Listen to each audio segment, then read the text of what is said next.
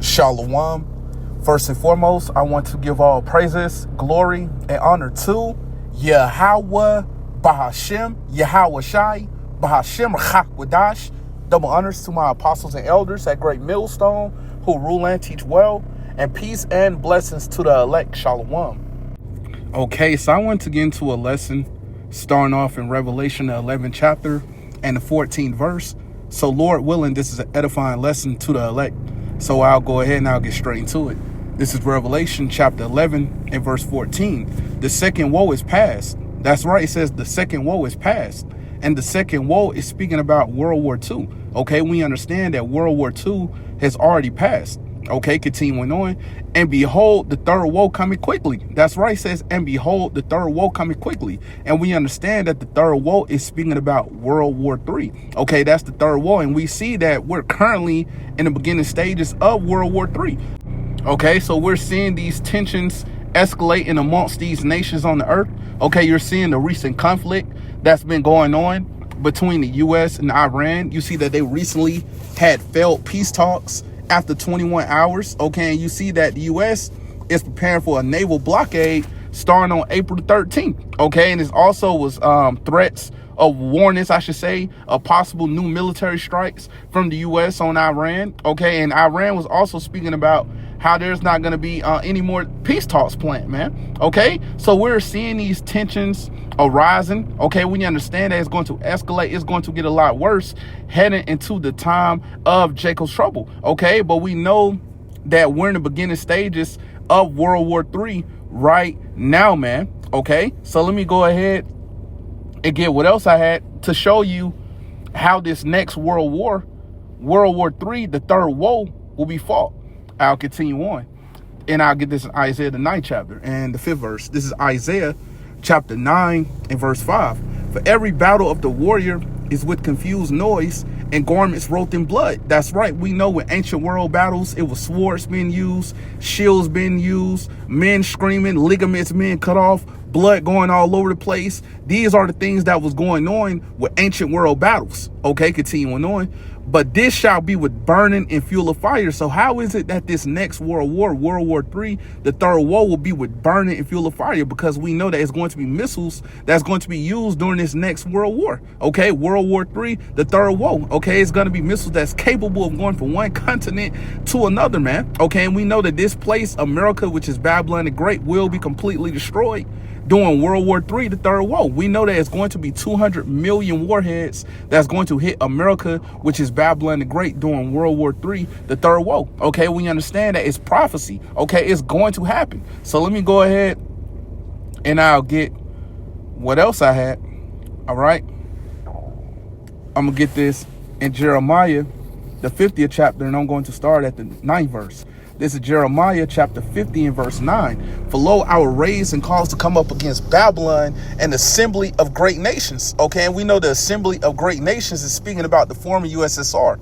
Okay, continuing on, from the North country. And we understand that the North country is speaking about who? Russia. Okay, so we know that they're going to come up against America, which is Babylon the Great. Okay, continuing on.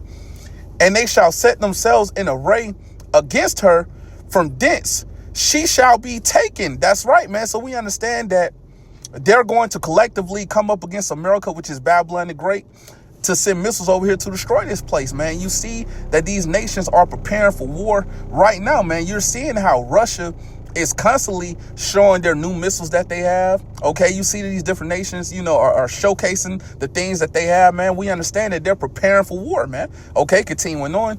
From thence she shall be taken. Their arrows shall be as of a mighty expert, man. And we know that the arrows are speaking about the missiles. Okay, continuing on.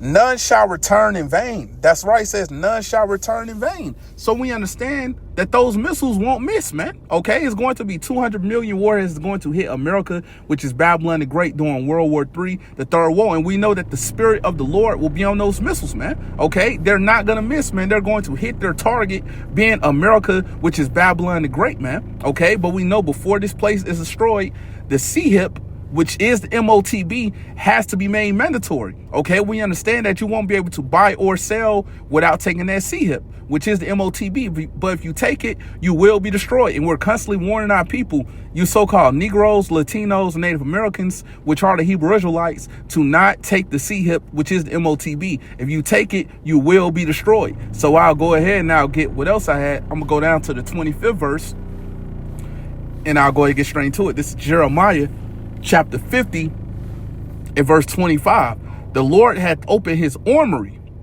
and had brought forth the weapons of his indignation. Okay, and what are the weapons of the Lord's indignation? Those missiles.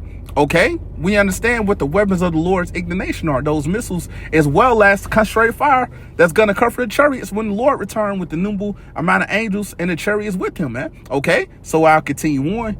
For this is the work of the Lord God of hosts in the land of the Chaldeans. That's right. So we understand that this great destruction will come right here to America, which is Babylon the Great. Like I just mentioned, we know it's going to be 200 million warheads that's going to hit this place, but we also know there's going to be concentrated fire that's going to come from the chariots when the Lord returns to destroy this place as well, man. Okay, so we know it's going to happen. It's prophecy, man. Okay, whether you like it or not, man, it's going to happen. All these prophecies will come to pass, man.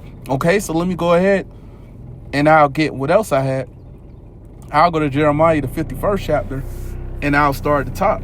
This is Jeremiah chapter 51 and verse 1. Thus saith the Lord, behold, I will raise up against Babylon and against them that dwell in the midst of them that rise up against me a destroying wind. And what's that destroying wind? The nuclear destruction that will come to America, which is Babylon the Great. That's that destroying wind. Continuing on, and will send unto Babylon fanners.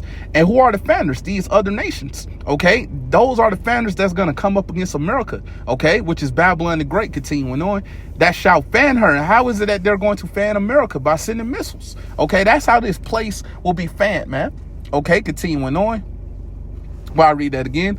That shall fan her, it shall empty her land. That's right, it says, and shall empty her land. We understand that this land will be completely emptied, man. Okay, all these things you see around you, man, all these buildings, all these houses, all these cars, all these roads, these trains, train tracks, okay? Even you wicked people that's going to be left down here when those missiles hit this place will be destroyed with America, which is Babylon the Great. This place will be laid completely desolate, man. Okay? Continuing on. For in the day of trouble, they shall be against her round about. That's right, man. So we know, man, they're going to collectively come up against America, which is Babylon the Great, to destroy this place during this next World War, World War III, the third woe. But we understand that the elect of the nation of Israel will be delivered, man. Okay, so let me go ahead and now get what else I had. Let me go to Isaiah, the 26th chapter. Okay, and I'm going to start at the 20th verse. All right, this is Isaiah chapter 26 and verse 20. Come, my people, enter thou into thy chambers. Okay, who are the people that's going to, well, let me explain. What are the chambers? We understand the chambers speaking about the chariots. Okay, it says, come, my people, enter thou into thy chambers. So who are the people that's going to be able to enter into those chariots? The elect of the nation of Israel. Okay, continuing on. And shut thy doors about thee. Hide thyself as it were for a little moment until the indignation be overpassed. That's right. So we understand that the elect of the nation of Israel, they're going to be beamed up into the chariot. They're going to be delivered when the Lord returns, and they're going to be able to see the great nuclear destruction of America, which is Babylon the Great, from the chariot, man. Okay? So we know, man, the elect don't have anything to worry about. The Lord will protect and ultimately deliver the elect up out of this place, man. Okay, but we know 2/3 of our people, they're going to be cut off here in America, which is Babylon the Great, pursuant to Zechariah chapter 13 and verse 8. And we understand all you other nations that's over here in America, which is Babylon the Great, when those missiles are shot off, you're going to get destroyed with this place, man. Okay, we understand that salvation is only for the nation of Israel, starting with the elect of the nation of Israel, man. Okay, so with that said, Lord willing, this was an edifying lesson to the elect, and I want to give all praises, glory, and honor to Yahweh Bahashem Yahweh Shai Bahashem Chakwadash. Double honors to my apostles and elders at Great Millstone who do rule and teach well, and peace and blessings to the elect of the nation of Israel. Shalom.